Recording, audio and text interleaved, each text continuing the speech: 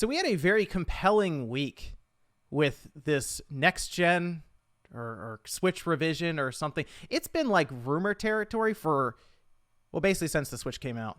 But this past week, we actually had something tangible get out there, and it was way of, well, a pretty malicious attack on Nvidia, but the information's out there. So here we are now presented with what looks like at least some sort of documentation around what Nintendo could be planning next in collaboration with Nvidia.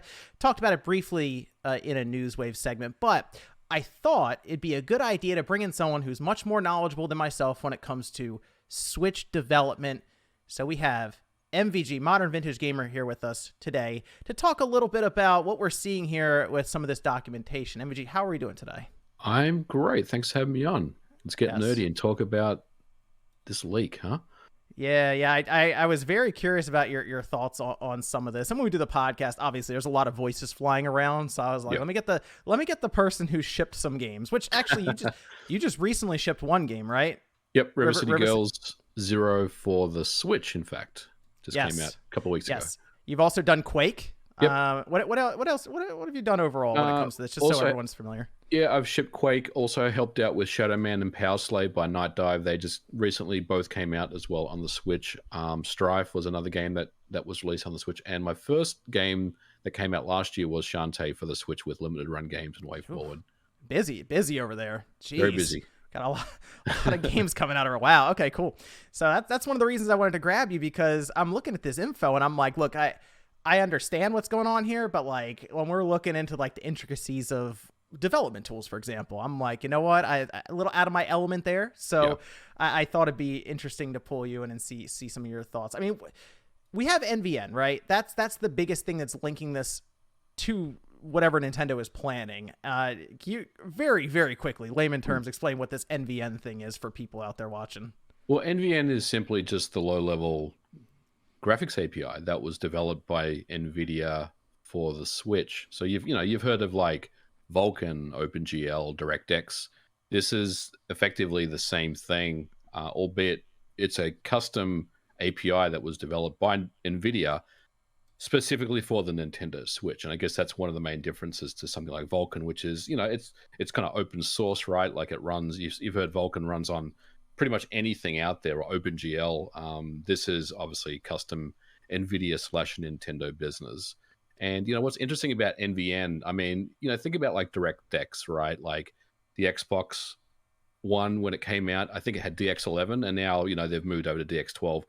So, I mean, NVN is simply just the renderer, the underlying renderer, but it's very low level. It's a lot more kind of low level, and it hits, I don't want to say it hits the bare metal, but it gets a lot lower than something like Vulkan or DirectX would.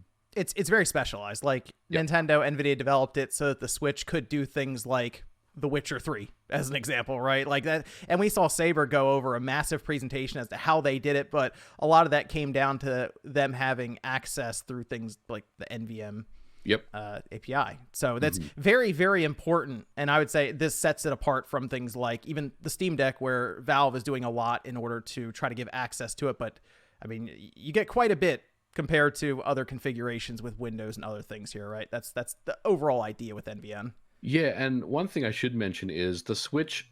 One of the great things about the Switch is it offers the developer different choices. You don't have to use NVN. NVN is an option. If you want the best performance and you want to hit the bare metal, then you want to go with NVN. And, things like Doom Eternal, right? The Witcher, all the big 3D games that run really well all use NVN. But there's also other options for developers. There's actually Vulkan that you can use on the Switch. There's OpenGL. There are other options. So it really kind of gives you, like a number of different ways to get the job done. But NVN, like I said, is kind of the most to the metal and the most fastest one out there. What would you, from your time developing, what would you say is like the strength right now for the Switch from you developing it?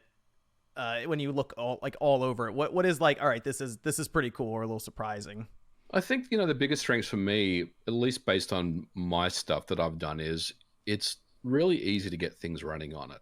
And that's not the same thing as it's easy to get things running well on it, but it's easier to spin up something on the Switch, right? So you've got great developer tools. I never worked on the Nintendo Wii U or the Wii, but I've always been told that development on the Wii U and the Wii was a lot more complex. Nintendo's tools weren't anywhere near as good as the Switch, so I think Nintendo really did make an effort this time to provide some great dev tools. And you've seen everything from the smallest indie game from a one person team making games up all the way up to like AAA studios making games on the Switch. And really, that's a credit to not only the hardware itself, as well as the development tools that Nintendo provide. I think it's really the big factor this time. Developer relations has always been a hot button topic for Nintendo, especially with things like the GameCube, where they were famously known for not sending out development kits to most studios before the system came out. So Yeah. there was like kind of a bit of a lagging time period there where we were just trying to get games out, is what we were seeing. And then the Wii U. And obviously, I think looking at the dev kit for the Switch, we found out that thing was actually pretty cheap compared to previous iterations. Like the Wii U dev kit was thousands of dollars from what I understand. But like, yeah, and I think again that's another reason why Nintendo, well, the Switch is so good because it's so approachable. You don't have to spend $5,000 on a dev kit. A lot of indies probably couldn't afford that cost. If they want to make games and bring them to the Switch. So the kind of the barrier of entry to become a Switch developer and get access to development hardware is a lot lower these days, and I think they really made the right choice.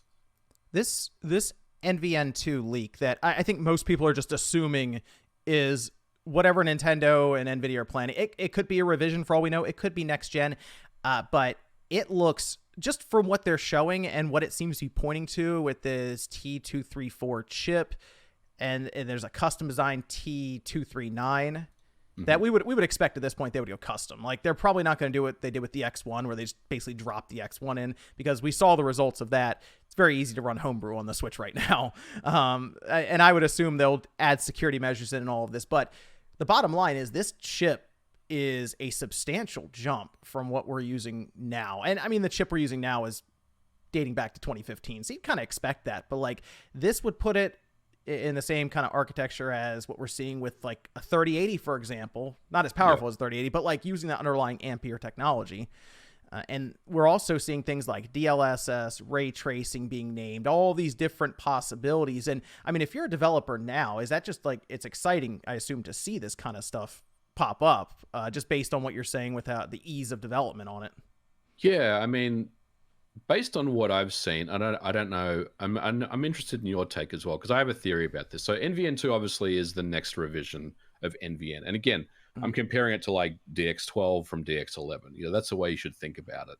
But what's interesting about NVN2 here is, even though we're assuming it's for what's next, and it most likely will be, the question is, will it roll out for the existing Switch? And they use that as an upgrade path to NVN2 and the new revision, if you know what I'm saying. So even though we can clearly see that it's saying NVN2 here, and Nvidia is working on NVN2, which we probably expected that would happen anyway. That's not necessarily anything earth-shattering, except that we've seen screenshots just confirming that fact now. So we probably assume that maybe things are, I'm not saying they are, but maybe closer than potentially what we think. But I am wondering whether NVN2 will be adopted on the current Switch, to provide that upgrade path to what's next. And that's purely speculation. That was one of the big things, is backwards compatibility and how it would be handled, because this has been brought up before, that it wouldn't be like, I think we're kind of picturing that it's plug and play easy. You're just, all the games are just going to move over. It's been brought up a couple of times now that there would have to be some work done in order to make that happen universally or title by title. And I personally don't see any way Nintendo cannot do backwards compatibility, so that would be something they would have to figure out with Nvidia. I mean, what's the deal here with backwards compatibility exactly, MVG? I don't really know. I mean, it's a tough question to answer, but I will say what I think is going to happen is, this new revision, and I'm going to call it a Switch 4K, because that's what I think it is, right? Okay, yeah. I think it's a 4K Switch with the new chipset. I don't think it's a new generation. I think it's a revision. All right, okay. Yeah. And I don't think it's going to be backward compatible with everything. And it really comes down to the incompatibilities between Maxwell and this new chipset. But Hmm. having said that, shifting the existing switch to NVN2 is something that they probably need to do, and there'll be patches. I suspect they'll basically patch games. Now there may be some work that's being done to make this new revision backward compatible, and I'm hopeful that there is. But at least based on what I've seen so far, I am wondering whether they're just going to try to patch as much as they can to bring it to the new hardware. And in some instances, they may actually add some really good quality of life enhancements, right? So I'm thinking like a 4K Breath of the Wild update with DLSS and all the Oh, DLC, and they bundle it again and they resell it again. I mean, that makes sense to me. It's something I'd definitely double dip on, and I think a lot of other people would as well. So if they can kind of market this as a if they can't do back compat across the board and they have to patch, then just rebundle your games and offer some enhancements. And I think that's a pretty good marketing and selling point all over again. so we're kind of thinking this could just potentially be another entry in the Switch lineup. Like, not necessarily, okay, we're clean breaking this thing. Yeah. We're gonna call it the new or Super Switch or something. I think that is I think that might be the path here. Only because, like, I'm not really sure what reason Nintendo would feel right now to get away from the Switch concept, since it works so well. And the Yeah. only reason they would come up with a new generation is if they have a new idea, like, for the whole thing, you know? Yeah, I'm treating this like Game Boy Color, that type of revision. Yep. Than anything else. And I mean, it'll be 4, interesting 4K to is see. like the color instead of Right, it going from, yeah. 4K is the 4K and DLSS is the color this time around Yeah. versus the 16 colors versus the black and white screen. DLSS is a fascinating idea for this, because I don't know if it would necessarily need it in handheld mode, but when hooked up through the dock, I assume that's when it would mostly be activated. Like, let's be real, they may not even go away from 720p Right. on that screen, because, like, to them that's cost cutting. We see others like the Steam Deck show up with an 800p screen. Clearly, I don't really know a lot of people who are complaining about the OLED screen right now. Like, Oh, it's beautiful. everyone seems pretty happy with it. So if Yeah. they're going to cut costs, they may just leave the OLED screen in there at 720p and, like, that's it, right? So the focus then would mostly be on the docked play. And it's funny because we see the Switch OLED. That was obviously a focus on the handheld experience. Then we may see this other one come up, Switch 4K, as you're saying. And yeah, it has mostly focus on the docked experience through DLSS. Yeah. I mean, is that the big jump? Is it deep learning, super sampling, maybe ray tracing tied in? But that, I assume, is the jump that would enable it to do a lot of things when it comes to just 4K, for example. Yeah, I think so. DLSS it's kind of like the secret weapon, right? That Nintendo has up their sleeve, partnering with Nvidia, because Sony and Microsoft, they don't have. I mean, they have FSR and other, I guess, competing technologies, but none of them really can touch DLSS, at least as far as visual fidelity. So I think, helping a living room television make Switch games look better. Because I mean, let's be honest, some of them don't particularly look great anymore. Oh yeah, no. Some of them still look pretty good, especially the first party stuff. They still look very vibrant, good colors, and they look like very crisp. But there are many games that just have that Vaseline effect because they're, number one, they're not even hitting 720p most of the time due to performance issues, and they need some help, right? So I think having DLSS as a weapon in your tool bag is really something that Nintendo can take back to the fight with kind of visual quality as compared to what's going on with the Xbox One or the Xbox Series S, I should say, the Series X, I should say, and the PS5. They're starting to get really great as far as visual quality is concerned. So DLSS is definitely something that I think Nintendo can and will be using with what's next. I think the hybrid concept, most people really like it. It's just the drawbacks that come with it. So if they can eliminate the lower quality image that you get on your screen, I don't really know why most consoles wouldn't head towards the direction of the hybrid concept if you're still getting 4K through your TV. Because like Kirby, for example, we just got that demo. Looks great on the OLED when you're playing in handheld mode. But then I go to the TV and it's like, yeah, that's right. They don't know what anti-aliasing is. So there's like jagged edges and stairs everywhere, right? Yeah. But you bring in DLSS and a higher resolution there, and I mean, clean it up. You might even get a higher frame rate. It might go to 60 frames as well. So I think if this is it's going to be a cut down chip. Like, I'm not expecting them to do this ridiculous like Orin style chip. It would, even if it's cut down, still a substantial jump from what we're used to. And I think, that's what Nintendo is trying to figure out right now is, number one, what features they can take out of this. Because I think, what we've seen on paper is very impressive. We've heard about ray tracing, DLSS, things like that. Will there be HDR as well? We assume there will be an HDR implementation as well, right? Even though I don't think anything's been, specifically mentioned. But now it's really a point of, well, what can we kind of take out of this to make it, fair and on our customers to buy? We don't want this to be a $499 system. We want it to be let's say a $399 system. So, there's definitely needs to be some cuts made. Is the ray tracing going to be I'll say a Series S implementation of ray tracing, if that makes sense?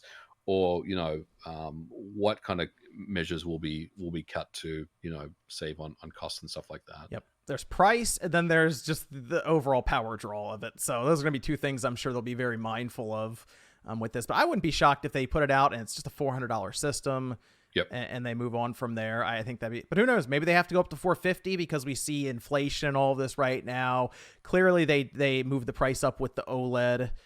Maybe with that in mind going forward. But the Switch still hasn't had a price drop. It keeps selling, so they might think, well, let's see how 400 does. Yeah, maybe that. absolutely. And I mean, let's be real. If they come out and it's a Switch 4K and it's 400, that's I think the concept of the hybrid model with it being 4K would that look pretty cheap compared to like the PS5 and the Xbox Series X right now. So maybe they do go to 450. I don't know. Mm-hmm. Yeah, I mean, anything's possible, and I think most people would buy it at 450 as well. I don't see that being a hindrance for them at all in terms of sales. What would you say though? Because we're talking about this upgrade. What would you say right now is like the weakest component of the Switch when it comes to just developing for? We talked about how easy it is to get games on there as one of its strengths, but like you're stepping back as a developer, you're like, all right, this would be really good if this was like bumped up or some kind of improvement in this area. Well, I think the biggest issue is performance, right? And we've talked about this before, but a lot of people say, we talk about impossible ports and stuff that run on the Switch, but at the end of the day, the Switch is easy to develop on, but it's really hard to make games run well on unless you've started development on the Switch in the first place. So if you're building games on the Switch, then you already got a good advantage. But if you don't, unfortunately, it's going to need extra work. And this is not like the fault of the developer. It's simply because the way that like the PC, the Xbox, and the PlayStation have been developed are completely different in terms of architecture. And the Switch is kind of the odd one out. And in many ways, when we're talking about the Switch, you're working with, you're working with a limited space. You've got limited bandwidth available. You've got limited RAM available. You've got 3.5 gig. You've got memory bandwidth issues. You've got a different chipset. You've got a different graphics API. I mean, if you think about the Xbox and the PlayStation and the PC, they've got lots of RAM. They've got large kind of GPU caches. They've got enough memory bandwidth. And the best way to develop traditionally on those systems is to load up as much GPU graphics data in RAM as possible, as much as kind of your rendering budget allows, and just push it all in one go, right? So you're just queuing up all this chunks and chunks of GPU data. And obviously on the Switch, you know what I'm going to say, that's a big red flag for two reasons. Again, memory is quite low and the bandwidth is very low. So devs really need to think differently about performance on the Switch, and it's really about ensuring the pipeline, which again, quite narrow, is constantly just pushing graphics data all the time. And there's no like stalling that happens. If there's any stalling, that's when you see like frame rates start to drop and stuff like that. So okay. There's really no like copy paste one size fits all approach to bringing games to the Switch.